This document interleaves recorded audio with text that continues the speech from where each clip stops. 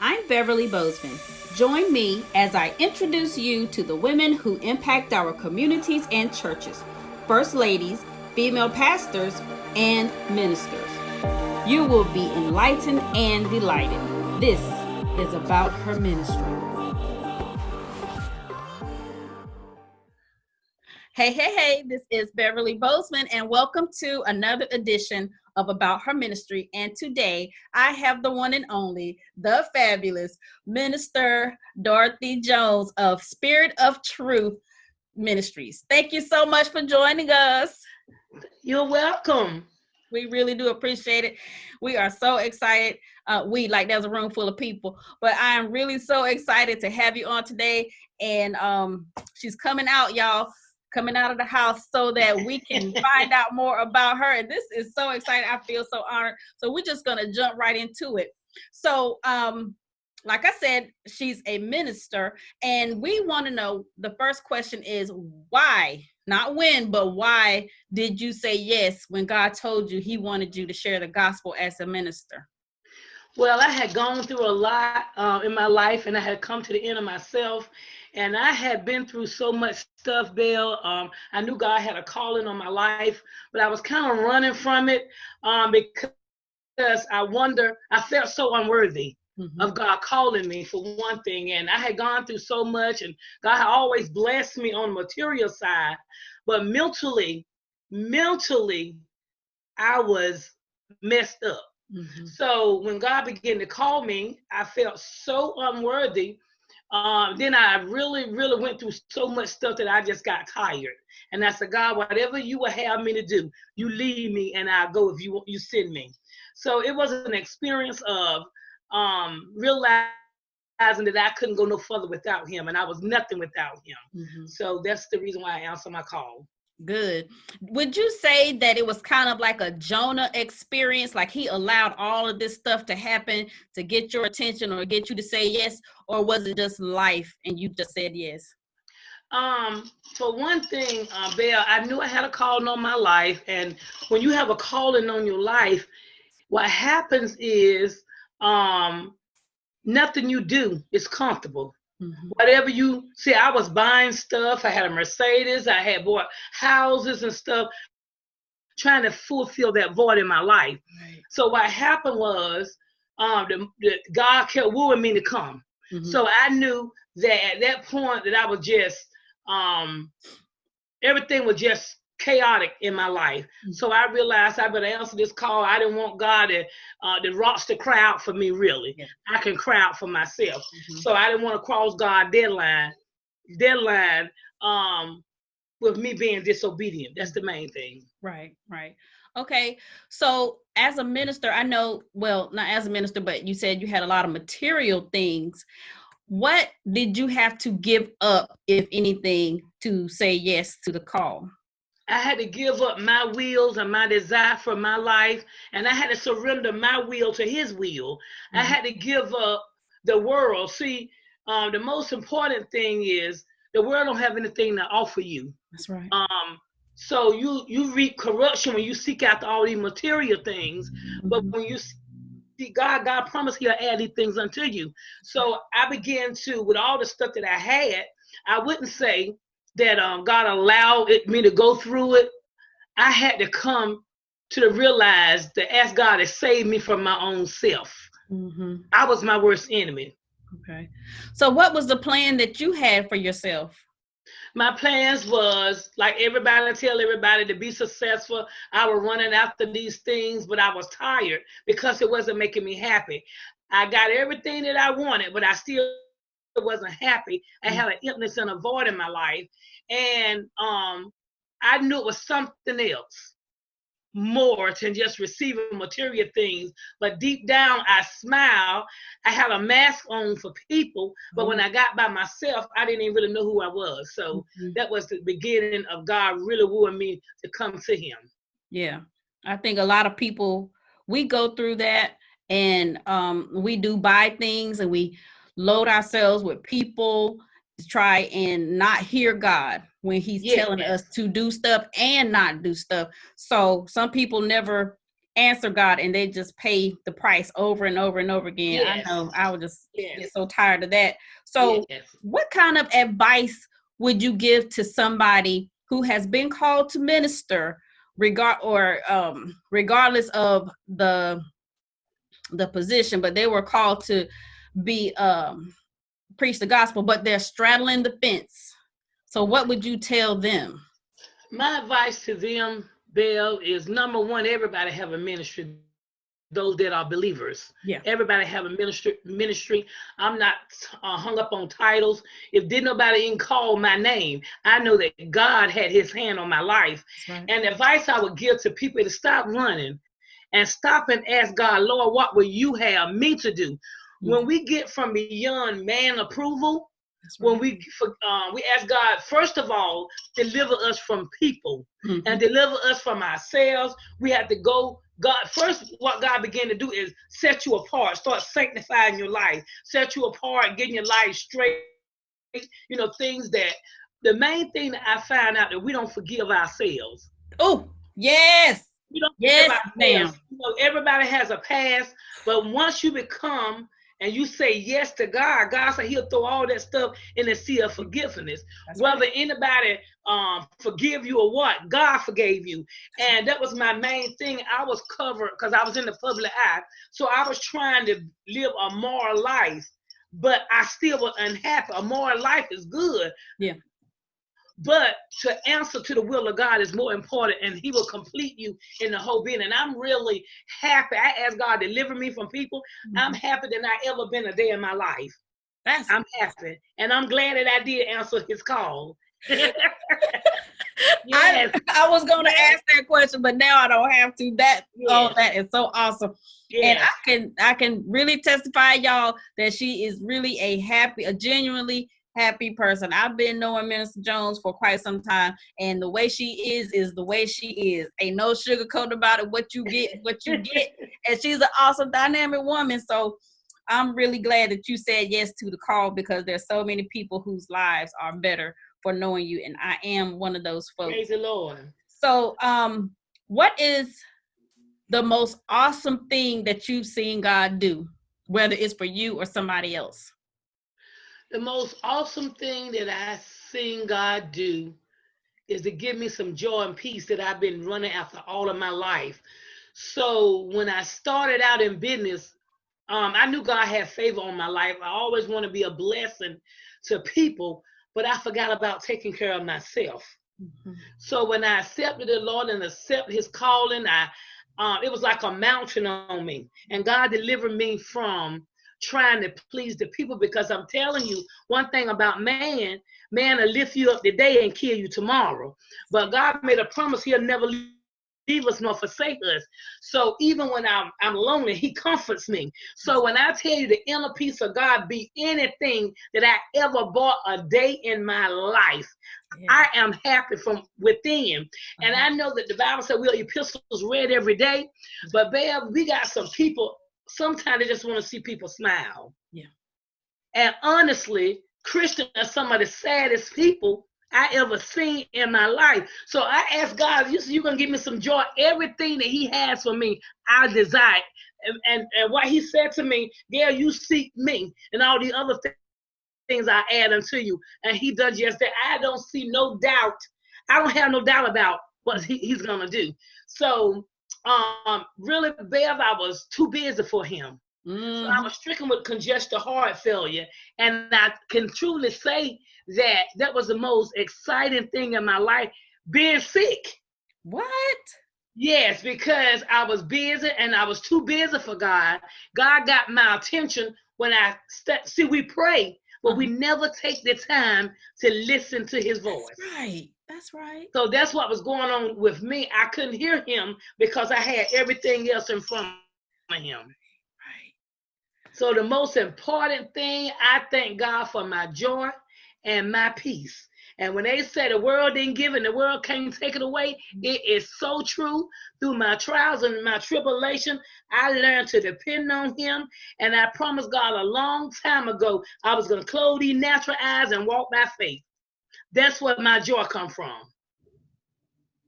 I don't look at the circumstance and the situation because I'm in his hand and my life is hidden in him. That's where my joy and peace come from. You Because said I don't care what you go through, Abel, I don't care what you go through, the real man gonna stand up after a while. That's right. And a lot of people they say, but they really don't even know who they are. They don't really believe the word themselves. They preach, but they don't believe the word themselves. And I don't get up every morning to get dressed to be sad. Right. I'm not gonna do that. Right. Whatever God promised me, I want everything he promised me. And he has shown himself, he has proved himself over and over again for me. Yes, ma'am. So let me ask you this. You had just said sometimes people preach the word, but they don't believe it. So how do you think that is? You know, that they know the word and they can get up and preach it and people are shouting and falling out, but they don't really believe it. So what is it that you think that's going on in their lives or in their mind that make them not even believe what they say? Because we got to be, if we are ministers or whatever, we got to be first partakers of the word. So if you preach about joy and healing and salvation, why do you think that people, you know? Because the number one thing, people need to ask God what would he have them to do. A lot of people are out of their calling. They're in the wrong position in the body of Christ because they allow people to put them there. And then people are hungry to be seen. And that's the worst thing you can do. But the thing, what I told God, I always been in the public eye. So what I wanted God to do was to let people see me for him. I want them to follow me as I follow Christ. I don't want people to see me as this successful beautician or whatever, because what happened is people don't really take the word for themselves. They can give it, but they don't really let it wash their life. And that's the trick of the enemy. He let us see everybody else's mistake but our own. I wanted God to show me. And get all that garbage. I went back from being a child to wonder. I asked God to cleanse me of all the insecurity, the jealousy and stuff. A lot of people don't want to recognize it's there, but it's there. We was born with it. So the beginning of it is you have to see yourself in order to grow. So what we do, we learn the word and we mimic other people. Some people got natural training. Right. But the revelation of the word, what bring the anointing in people's lives and what destroy the yoke of people, what's going on with people. See, we was taught how to act in church. Yeah. We went through the process. I went through the emotions. But deep down when I got by myself, I couldn't even really, I didn't even want to live there. I had houses, I had Mercedes, I had 2 Mercedes, but I was getting ready to commit suicide because I had all this stuff, what the world thought I was big, but I didn't know who I was. And a lot of people walk around every day that dealing with stuff that they happen to them from childhood. So my life is an open book. And because I desire people to get free, a lot of people are not free. And he said, when he set you free, you're free indeed. So I'm truly free indeed. That's right. That is right. And when he frees us, we're free and we're no longer bound to it, but it's up to us whether we hold on to it or not. There's a big difference. When he takes it off of us, sometimes we'll reach up and grab it, or we'll turn around and go back to it because the comfort is horrible, a horrible experience or a not so good experience. It's the comfort. It's the comfort of it. And sometimes we just hang on to it. Well, the comfort is familiarity. And once you really open up yourself to God, God show you. And you begin to bring deliverance. He began to bring deliverance. We got to want to let it go. That's right. But when you learn the word, it holds you accountable to do better. That's right. So all of my life, I had seen people act in church in a manner of they were so holy, but they couldn't live it outside of their church. People are comfortable being around church folks. But if you really really know who God is, you can see right through, you can discern right through the spirit that they are unhappy beings. Mm-hmm. And I didn't want that for my life. I was in church for years, but the only thing I knew was just go to church. On Sunday, I had to go to church. Mm-hmm. But I said, God, when I got to the end of myself and my back was to the wall, I said, God, you're going to have to do something. I'm going to kill myself. So I was in the process of really thought I was losing my mind. Mm-hmm. And I knew that with all the stuff that I had, my business was successful. I had many salons, but deep down in myself, I looked in the mirror and said, who are you? Mm-hmm. What do you want? What makes you happy? And a lot of people don't ask themselves that. I have clients that 60 and 70 years old still dealing with stuff from their childhood, but we need to go back. Mm-hmm. And I tell people, when I was in my 0 hour, mm-hmm. that's when God gave me power. Mm-hmm. It makes a whole lot of sense. Mm-hmm. It does. That's good. So we're going to shift gears here. Tell the people something that they may not know about you. A lot of people see me because I like different stuff, and I what they do not know about me is I'm humble. Mm-hmm. See, we judge people what people say who they are, because mm-hmm. when we have insecurity of our own, because I've been there, when we have insecurity of our own, we see people how we want to see them. Right. And sometimes that's when envious and jealous get caught up, because they'll never learn you, because God might send that person to be a blessing to you. Right. But what happened is, because of our insecurity, it made people stand off for me. Mm-hmm. So I went through that in life. A lot of people really don't know I'm just as humble as I want to be, but they look at the outer man first, mm-hmm. instead of they get a chance to know my heart.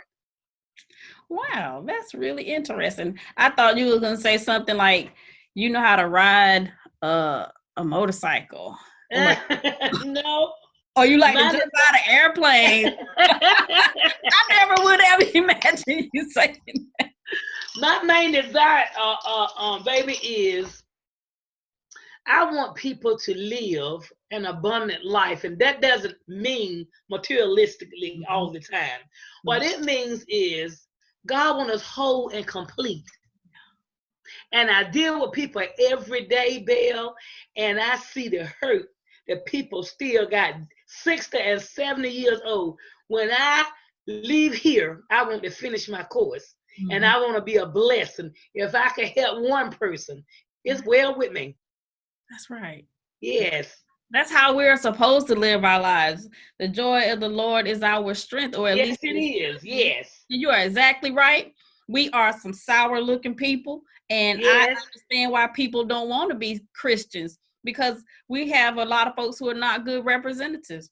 Yes. Sometimes, but then you have to realize they're hurting as well. That's right. Hurting people hurt people. That's right. And when they begin to search themselves, they don't want to go through the process, because pride is a bad thing. Yes. Yes, ma'am. God said he hates a proud look. Mm-hmm. So a lot of people is hiding behind pride. Mm-hmm. And they rather hurt you to see you rejoice at you downfall, because it takes the shadow out of them. That's right. Yes, ma'am. That's right. You're exactly right. Okay. So let me ask you this next question. If you could ask one person from the Bible one question, who would it be? And what question would you ask them? It would be Paul. Apostle Paul. He brought the message to the church. And Apostle Paul went through so much. And what my question would be to him is, how do you get that strong to endure? Because sometimes we want to faint along the way. But only the strong will survive. But he was divinely handpicked by God. So that's my desire, is to be what God desired me to be. I want to be, and Apostle Paul was an example for my life. Through all the trials and tribulations, I'm still standing. Because the enemy desired to sift us as wheat. They still kill, and to destroy. But God said he come that we have life and we have it more abundantly. So I want the abundant life that God has for me. This thing personal, Belle. That's right. Mm-hmm. That's right. I love it. Okay. Since you are a hairstylist and a beauty salon owner, so tell the people about your shop and where it's located and all that other good stuff. Okay. I'm here in the little small town of Tarboro, Reflections of Elegance Beauty Salon. I'm the owner. I have a nail salon. I have a braid salon. And I'm at 1700 St. Andrew Street in Tarboro. I've been there. I've been doing hair for 41 years. Yes, and God has truly been good to me. Yes. Awesome. Did you start out in the same shop like when you first started? No, I have. When I graduated from school, it was a man named Ed Bridges and his wife Carrie Bridges. I was the baby of a big, large family. And what happened was they believed in me when I didn't believe in myself. So when I graduated from beauty school, they told me to come by the store. They had something for me. Mm-hmm. And they had built me a salon from the ground. Oh my gosh. Yes, ma'am. Yes. So God had favor on my life. And as I began the salon, when I opened the doors, God poured his blessing in because he knew that was an avenue of being a blessing to the community. I want to reach back in my community, which is Princeville, and I will never. That is my beginning. Mm-hmm. Princeville, the little town Princeville that always get flooded. Yeah. I'm originally from Princeville, yes. Wow. Yes. So God, when God have favor on your life, he causes other people to bless you. Mm-hmm. So they blessed me with a brand new salon. Everything in there was, they asked me one day I got to the store, what is your favorite colors? And I said, my favorite color is red. I didn't know why they asked me. When I got out of the store, I said, they so nosy. But Bear, you better stop counting folks out. And I tell you, when I graduated, they had built me a salon. The dryers was red, the chairs was red. My salon was red and black, brand new salon. No one had ever worked in it. Awesome. So where is the shop? So I got a story. I can't pat myself on the back. I started a business with not one, that didn't have a penny, didn't have an account, a bank account. No, ma'am. Wow. Yes, ma'am. So how did because I'm assuming you're in a different shop now, right? Yes. So how did you move from the first shop to where you are now? Like what happened? Did your clientele like triple and all that? Or is the shop still up and somebody else has it? The salon is still up. Someone else has it. But I felt a need. I wanted to help the young black girls. I want a larger salon so I could have a larger amount of stylists in the salon. I want to employ people. I want to let them know we don't have to be product of our environment. Right. Yes, ma'am. That's right. I love that. Okay. Yeah. So tell the people how they can follow you on social media and maybe a telephone number if they want to call your shop to come by and get their hair done. Okay. I'm on Facebook, Dorothy Jones. I don't have Minister Dorothy Jones. I have Dorothy Jones. And I be on Facebook every single day because that's my ministry, to get people, to motivate people. I put scriptures up, whatever God lead me to say, I put it up to encourage people because people are so negative. Mm-hmm. We grew up in an atmosphere. When I told my mom, I said, I want to start my business. She said, it's too hard to have all these hairstylists out here, you'll never make it. But I believe God enough that, see, when people get in their mind, when God have his hand on your life, I don't care how many of them do the same job that you do, but yours will be prosperous because it was divinely handpicked by the Lord. So I truly believe that. That's right. That's awesome. Yes. Okay. Well, you guys, you heard it all. well, not, you didn't hear it all, but she has awesome testimonies on top of testimonies, how God has shown up and shown out. And we thank you so much, Minister Dorothy, for hanging out with us today. And hopefully we can have you on again another time. And any closing remarks that you have for the people? My main thing is the most important thing is with this Christian walk is to study to show yourself approving to God. Because God, nobody DNA like yours. I don't care. You might be large, you might be small, but God really and truly handpicked you. This thing is personal. So you study to show yourself approving to God and learn, go to church and learn to hear the word. But when you study, it allow you to discern if that spirit is not of you. Seek God who you need to be before so you can grow under. Mm-hmm. And that's the only way you can live a victorious life, trusting his word. Right. That's right. Amen. Amen. Thank you so much for that. Well, all right, you guys, you heard it. Thank you so much for stopping by About Her Ministries. Thank you. We really do appreciate it. And always remember, release your genius, pull off the impossible every day. This is About Her Ministry.